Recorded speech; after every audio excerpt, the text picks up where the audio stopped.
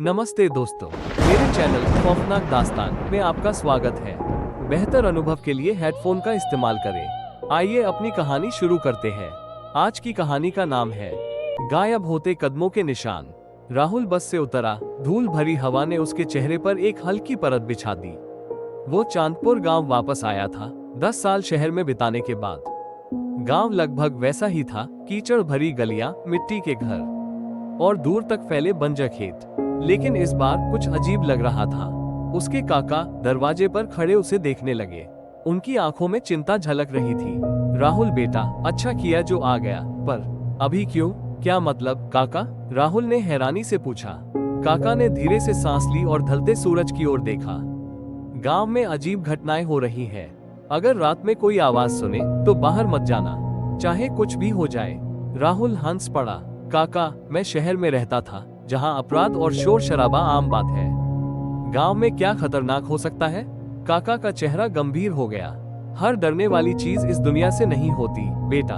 उस रात राहुल बिस्तर पर लेटा फोन चला रहा था जब उसे एक अजीब आवाज सुनाई दी, थप थप थप, जैसे कोई बाहर धीरे धीरे चल रहा हो। उसने भौहें सिकोड़ी। इतनी रात को कौन चल सकता है? उसने धीरे से खिड़की से झांका। चांदनी में उसने देखा मिट्टी में अपने आप बनते हुए कदमों के निशान, मगर उन्हें बनाने वाला कोई नहीं था। राहुल का पूरा शरीर ठंडा पड़ गया। वो पलकें झपकाने लगा, सोचते हुए कि शायद यह उसका भ्रम था। लेकिन नहीं, कदमों के निशान गांव की सबसे पुरानी और वीरान पड़ी हवेली की ओर बढ़ रहे थे।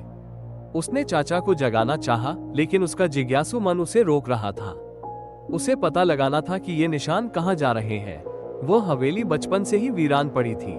गांव में कहते थे कि वहां मीरा नाम की एक औरत रहती थी जो एक रात अचानक गायब हो गई। जैसे ही राहुल हवेली के पास पहुंचा, हवा ठंडी होने लगी।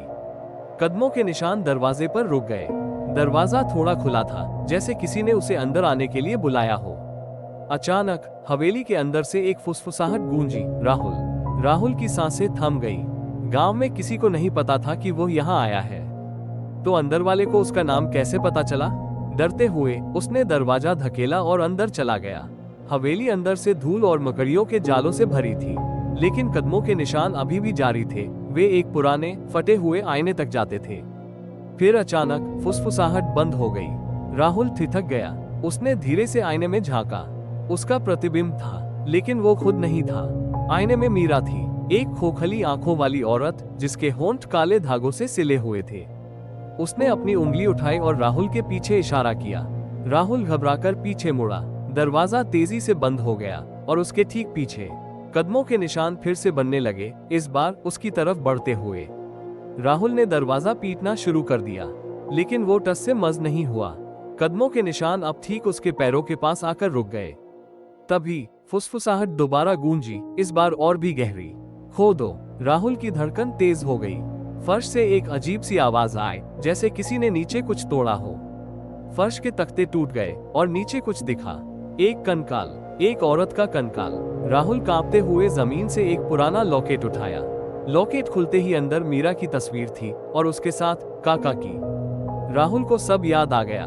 उसने बचपन में सुनी कहानियां सुनी थी। मीरा का किसी से प्यार था, किसी ने उसे धोखा दिया था।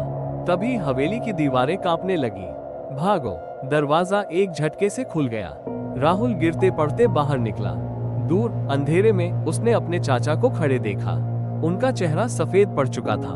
अगली सुबह गांव वालों ने काका को हवेली के पास मृत पाया। उनके चेहरे पर गहरी दहशत जमी थी और उनके शरीर के पास कदमों के निशान। पर इस बार वे गायब नहीं हुए, वे राहुल के घर की ओर बढ़ रहे थे। राहुल उस गांव से उसी दिन निकल गया, लेकिन कभी कभी जब वो सोता है उसे फिर से फुसफुसाहट सुनाई देती है और हर रात वो अपने फर्श पर नए कदमों के निशान ढूंढता है। अगर आपको ये कहानी पसंद आई हो तो इसे लाइक करें, और अगर आप ऐसी ही और डरावनी कहानियां सुनना चाहते हैं तो हमारे चैनल को सब्सक्राइब करें और लेटेस्ट कहानियों की नोटिफिकेशन पाने के लिए बेल आइकन दबाएं। धन्यवाद।